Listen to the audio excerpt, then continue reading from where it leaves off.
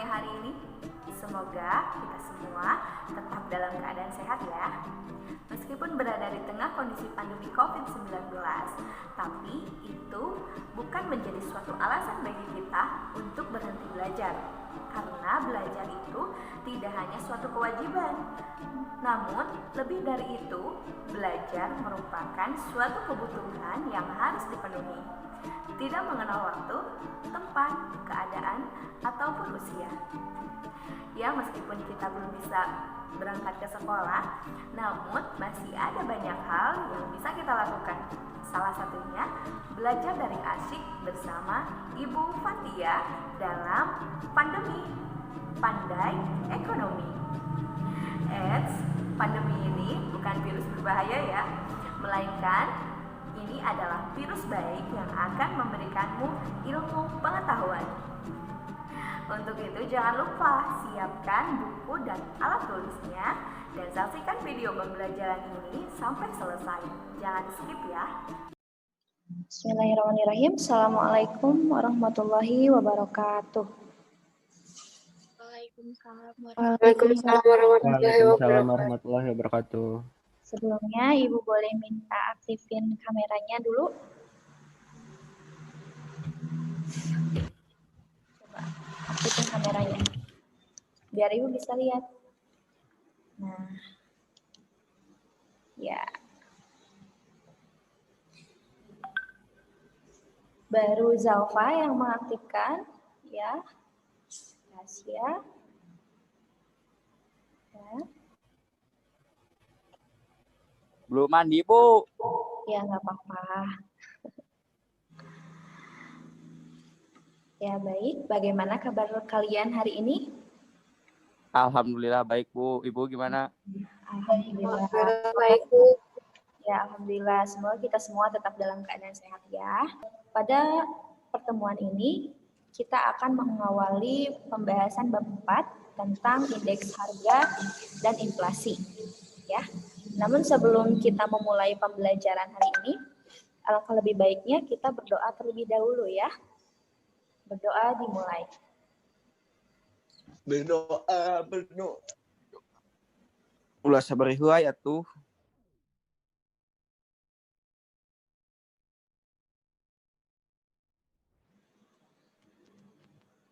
Berdoa dicukupkan. Baik, Ibu langsung share screen saja ya. Adapun kompetensi dasar yang ingin dicapai yaitu 3.4 menganalisis indeks harga dan inflasi. Kemudian 4.4 menyajikan hasil analisis indeks harga dan inflasi. Nah, untuk pertemuan ini Ibu akan membahas materi tentang indeks harga terlebih dahulu ya. Nah, untuk inflasi kita akan bahas pada pertemuan selanjutnya.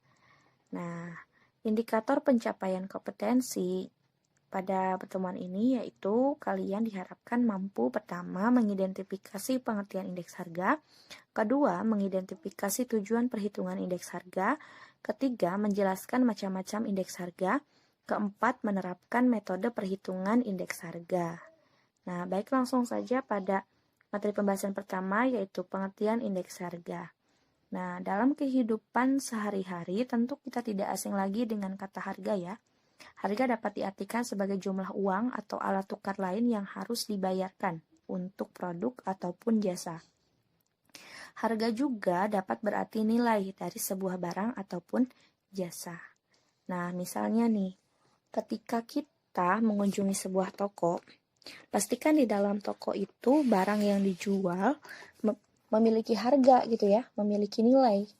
Dan ternyata setelah kita amati, harga barang itu tidak sama dari waktu ke waktu. Misalnya nih, Ibu beri contoh harga 1 kg beras saat ini. Belum tentu sama harganya dengan harga 1 kg beras di 5 tahun yang akan datang. Apalagi jika kita bandingkan dengan harga beras 5 tahun yang lalu. Itu pasti tidak akan sama. Nah, perubahan harga beras itu kemudian dicatat dan dihitung rata-ratanya. Dan disebutlah angka indeks harga. Indeks harga inilah yang nantinya akan digunakan sebagai alat ukur serta petunjuk bagi perekonomian suatu negara. Nah, di Indonesia, pencatatan tentang indeks harga itu dilakukan oleh Badan Pusat Statistik atau BPS. Nah, jadi dapat disimpulkan ya bahwa indeks harga merupakan suatu ukuran atau perbandingan untuk menyatakan perubahan harga yang terjadi dari satu periode ke periode lainnya. Nah, atau dapat diringkas atau disingkat, indeks harga itu adalah perbandingan antara harga rata-rata suatu barang dalam tahun yang dihitung dengan harga rata-rata suatu barang pada tahun dasar. Nah, adapun kemudian tujuan perhitungan indeks harga. Nah, apa saja sih tujuan perhitungan indeks harga itu? Tujuan yang pertama, perhitungan indeks harga ini dapat digunakan sebagai pedoman. Nah, pedoman apa? Nah, salah satunya yang pertama itu sebagai pedoman dalam menetapkan berbagai kebijakan pemerintah, yaitu seperti kebijakan moneter, kebijakan fiskal gitu ya. Kemudian selain bagi pemerintah juga dapat dijadikan pedoman bagi administrasi suatu perusahaan. Nah, kemudian pedoman yang kedua dapat menentukan perubahan harga barang agar tidak merugikan produsen ataupun konsumen gitu ya. Sehingga hal ini dapat membantu pedagang gitu ya dalam menentukan harga jual produk gitu ya. Kemudian dapat membantu pedagang dalam menentukan jumlah persediaan barang gitu agar tidak mengalami suatu kerugian. Nah, kemudian tujuan perhitungan indeks harga yang kedua itu ada barometer atau petunjuk. Nah, barometer atau petunjuk apa nih, Bu? Nah, barometer atau petunjuk yang pertama dalam mengetahui kondisi ekonomi secara umum. Nah, jadi dengan indeks harga kita bisa mengetahui suatu negara itu mengalami suatu kestabilan ekonomi atau tidak gitu ya. Nah, kemudian barometer petunjuk kedua itu dalam mengatur dan menentukan jumlah gaji atau upah karyawan saat terjadi inflasi gitu ya.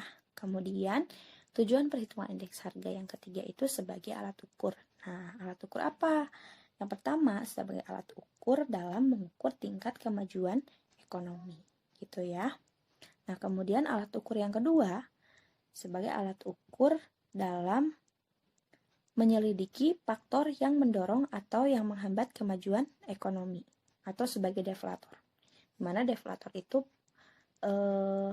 pengaruh gitu ya, perubahan harga dapat dihilangkan gitu dengan cara membagi nilai tertentu dengan indeks harga gitu yang lebih sesuai.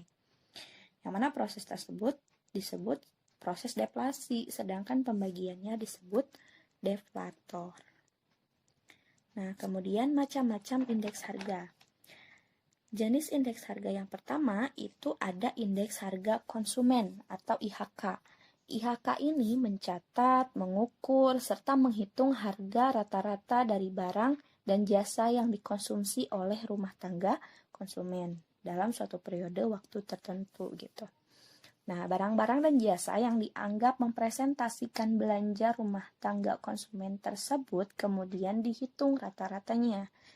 Nah, di Indonesia, barang-barang yang dijadikan sampel dalam perhitungan IHK ini dikelompokkan menjadi 7 kelompok. Yaitu pertama bahan pangan, kedua perumahan, ketiga sandang, keempat kesehatan, 5 pendidikan, keenam rekreasi dan olahraga, dan yang terakhir ketujuh itu kelompok transportasi dan komunikasi.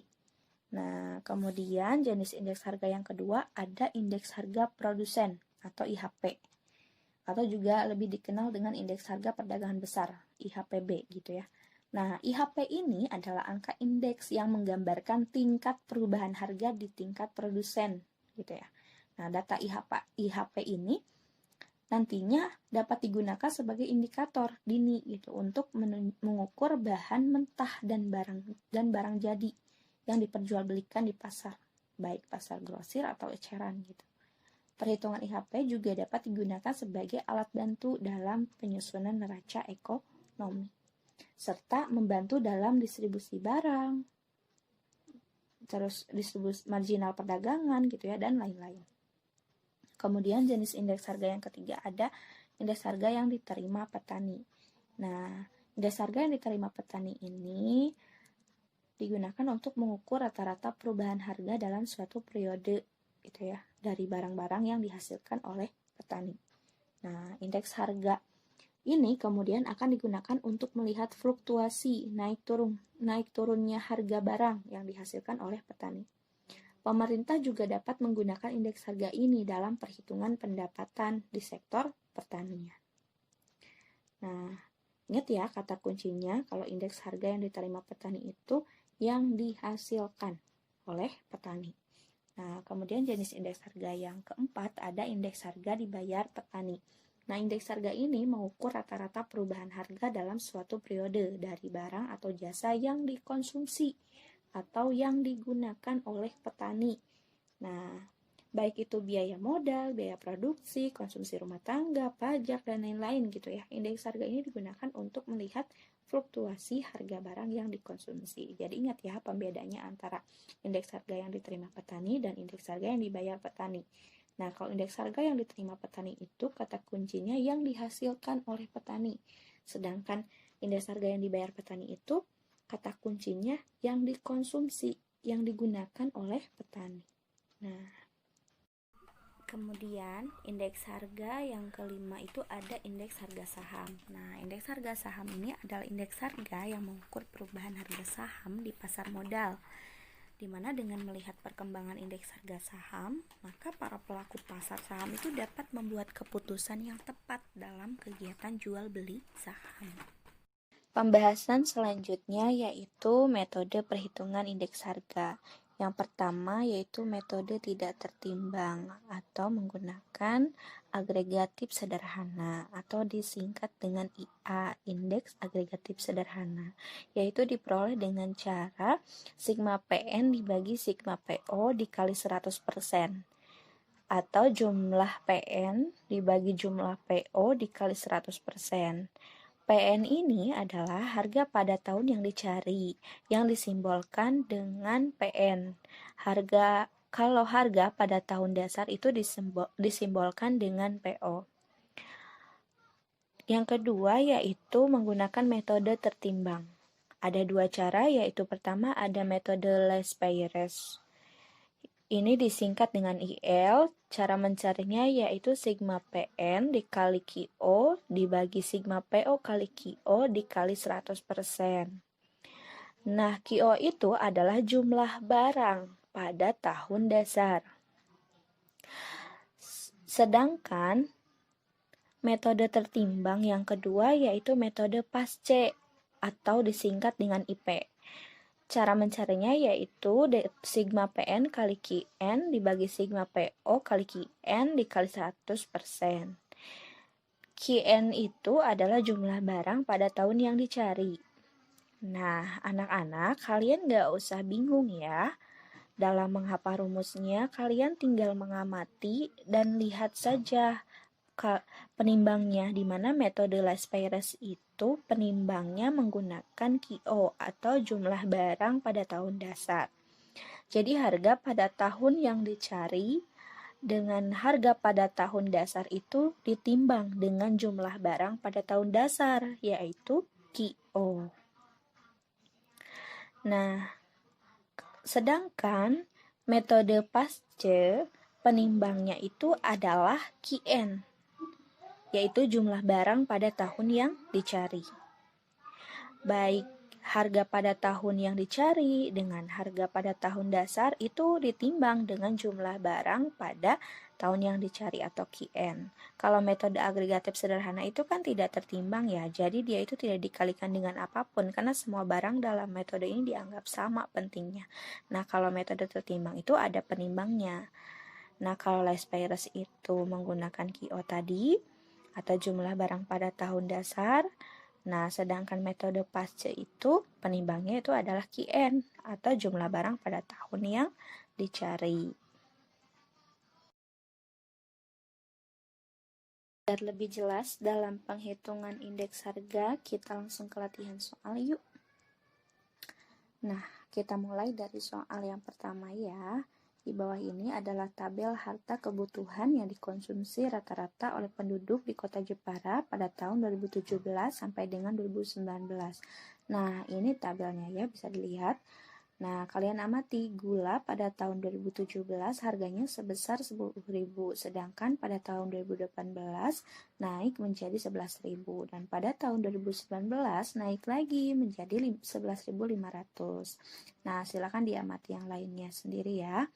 Nah, dari soal ini, jika tahun 2018 itu sebagai tahun dasar, maka carilah indeks harga tidak tertimbang pada tahun 2019.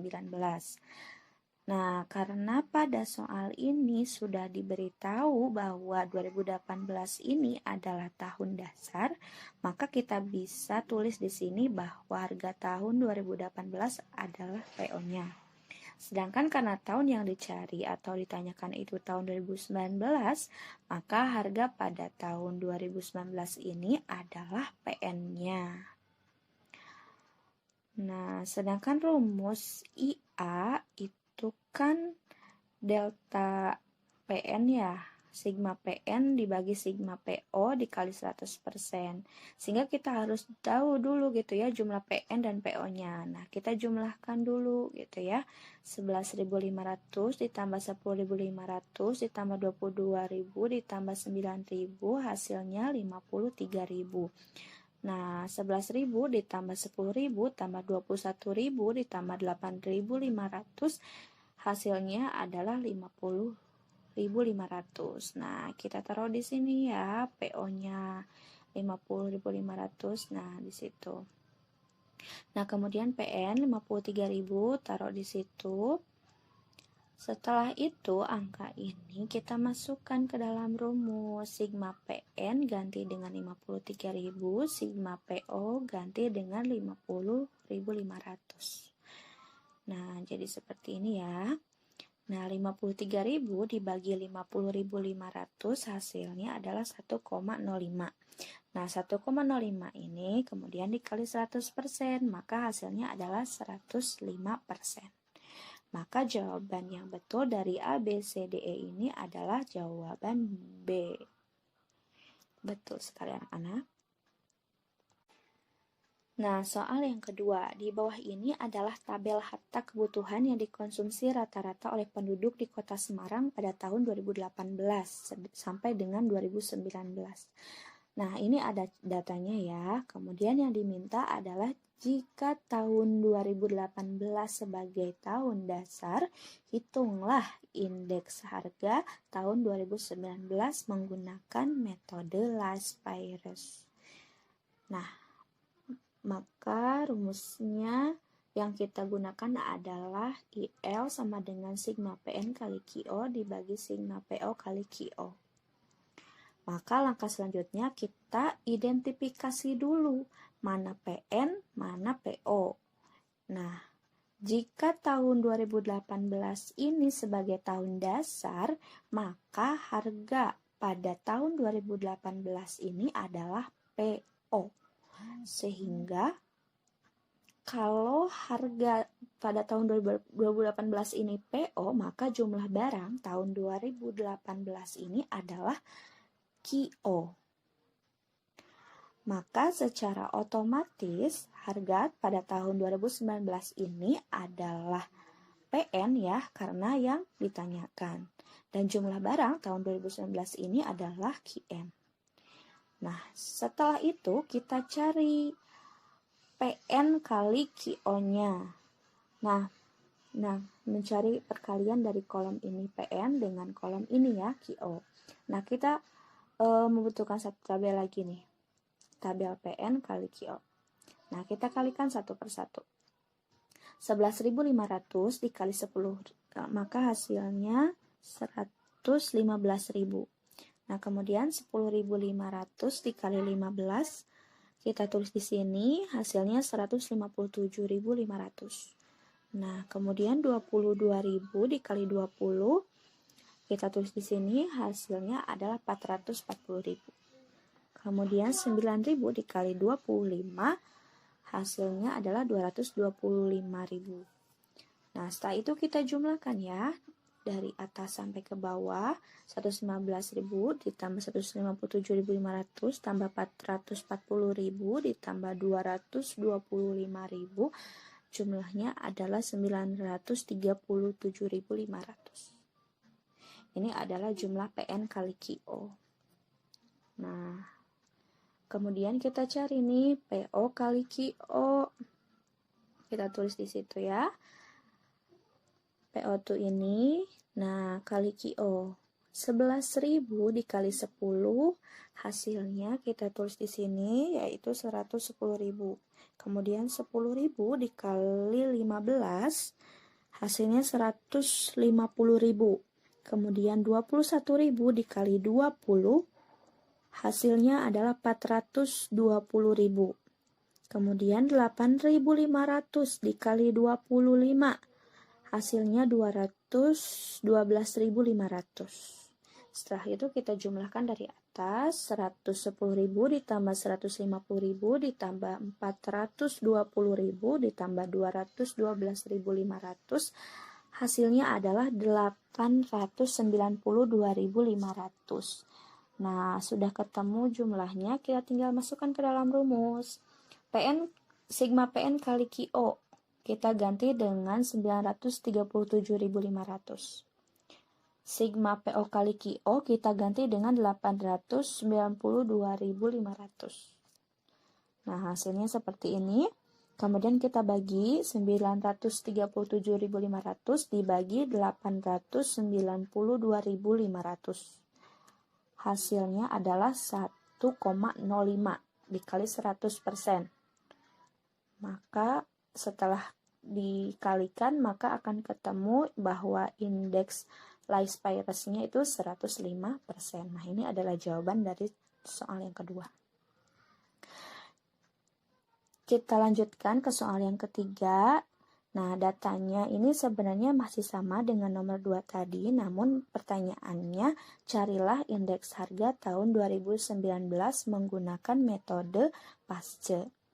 Nah, metode Pasce itu kan rumusnya sigma PN kali QN dibagi sigma PO kali QN. Maka kita kalikan dulu PN dengan QN-nya. Nah, ini dikalikan dengan QN yang ada di sebelah sini ya. Nah, kita tulis di tabel yang baru, PN kali QN 11.500 dikali 20, hasilnya 230.000. 10.500 dikali 20 hasilnya 210.000, 22.000 dikali 30 hasilnya 660.000, 9.000 dikali 30 hasilnya 270.000. Nah, kemudian kita jumlahkan 230.000 ditambah 210.000 ditambah 660.000 ditambah 270.000, maka hasilnya 1.370.000. Nah, kalau sudah diketahui ya PN-QN-nya, nah kemudian kita cari PO kali QN-nya. Kita tulis di situ 11.500 kali 20, 220.000, 10.000 dikali 20 hasilnya 200.000, 21.000 dikali 30 hasilnya adalah 630.000, 8.500 dikali 30 hasilnya 255.000. Setelah itu dijumlahkan dari atas, 220.000 ditambah 200.000 ditambah 630.000 ditambah 255.000, hasilnya adalah 1.305.000. Nah, kalau sudah ketemu ini, maka kita langsung masukkan ke rumusnya. PN kali QN kita ganti dengan 1.370.000. PO kali QN-nya kita ganti dengan 1.305.000. Nah, setelah itu kita bagi 1.370.000 dibagi 1.305.000. Hasilnya adalah 1,05 kali 100%. Maka setelah dikalikan 100%, indeks Pasce-nya itu adalah ketemu 105%. Ini adalah jawaban dari nomor 3. Dapat dipahami? Tidak. Ya. Dapat. Paham, Bu. Pembahasan materi pada pertemuan ini, Ibu hanya menyampaikan sampai metode perhitungan indeks harga. Nah, selebihnya Ibu ada LKPD ya, lembar kerja peserta didik. Nah, Ibu akan tampilkan lembar kerja kerja peserta didiknya. Mana bentar. Lembar kerja peserta didik. Bu. Ya. Nah, ini. Petunjuk pengerjaannya yaitu kalian harus mendownload LKPD ini, kemudian pelajari dengan cermat ya, secara berkelompok. Tadinya Ibu mau membreakout Zoom ini, di mana kalian bisa berdiskusi langsung lewat Zoom ini, cuman tadi ada keterbatasan gitu ya, ada kendala. Jadi kalian silakan diskusinya lewat WhatsApp grup saja ya. Nanti dokumentasikan, jangan lupa. Kemudian kerjakan soal dari nomor 1 sampai 5. Jangan lupa untuk di screenshot ya diskusinya. Kemudian setiap anggota kelompok itu wajib menjawab soal minimal 1. Setelah selesai dikerjakan, foto atau scan jawabannya, kemudian lampirkan jawabannya di dalam LKPD tersebut ya. Setiap anggota kelompok wajib mengirimkan LKPD serta foto screenshotnya. Kegiatan diskusi kelompok melalui Google Classroom. Paling lambat Ibu tunggu pengumpulannya hari Rabu hari ini pukul 23.59. Soalnya mudah-mudah kok. Nanti Ibu kirim lewat Google Classroom ya. Ya, yang mana? Ini nih. Bu, kalau itu per kelompok? Ya, per kelompok. Ibu bagi menjadi 5 kelompok. Di mana satu kelompoknya ada 8 orang.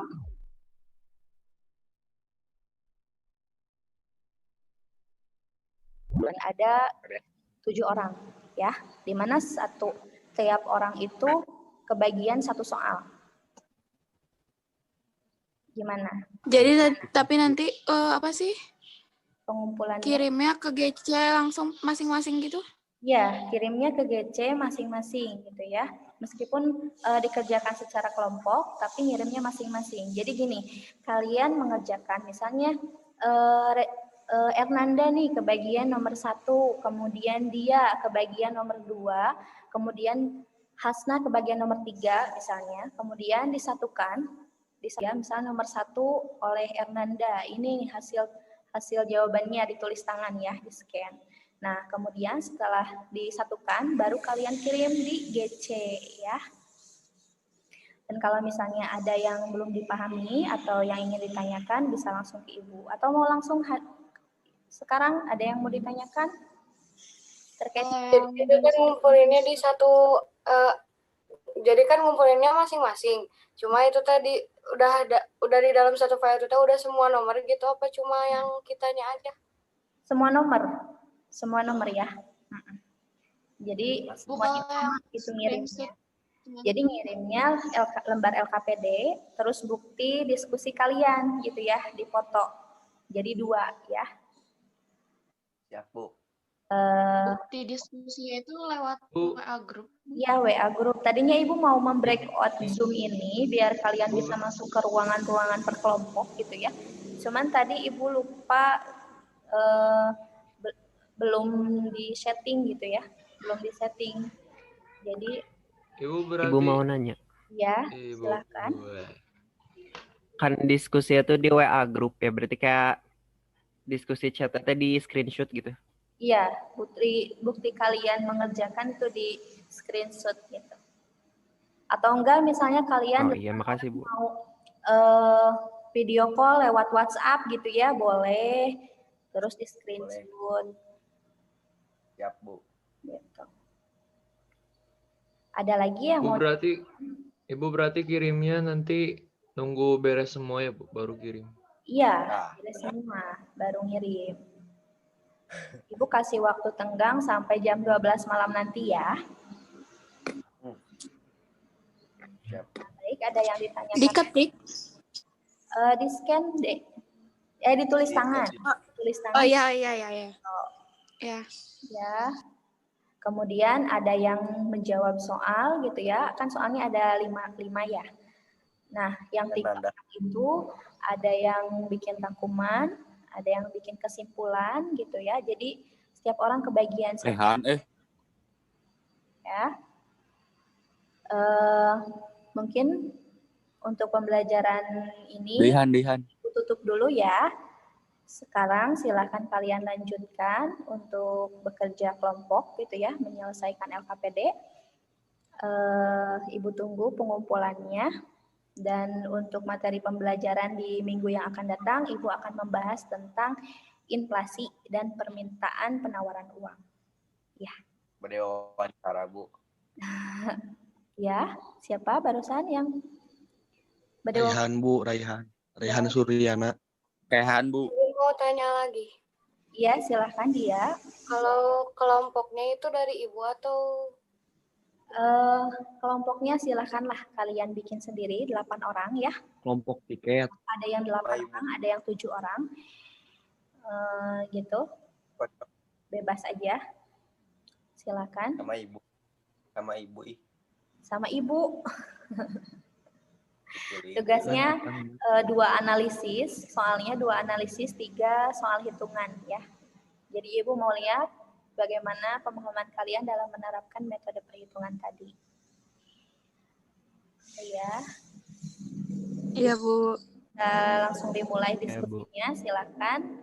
Ibu tutup Zoom meeting Tatap Maya hari ini dengan ucapan alhamdulillahirobbilalamin. Alhamdulillah. Mas Ayu. Ya, kerjakan. Alhamdulillah. Ya, Ibu tunggu hasil kerjaannya. Wassalamualaikum warahmatullahi wabarakatuh. Daimat Ayu. Waalaikumsalam. Waalaikumsalam warahmatullahi wabarakatuh. Ayu Daimat. Ayu Daimat ih ayu ih.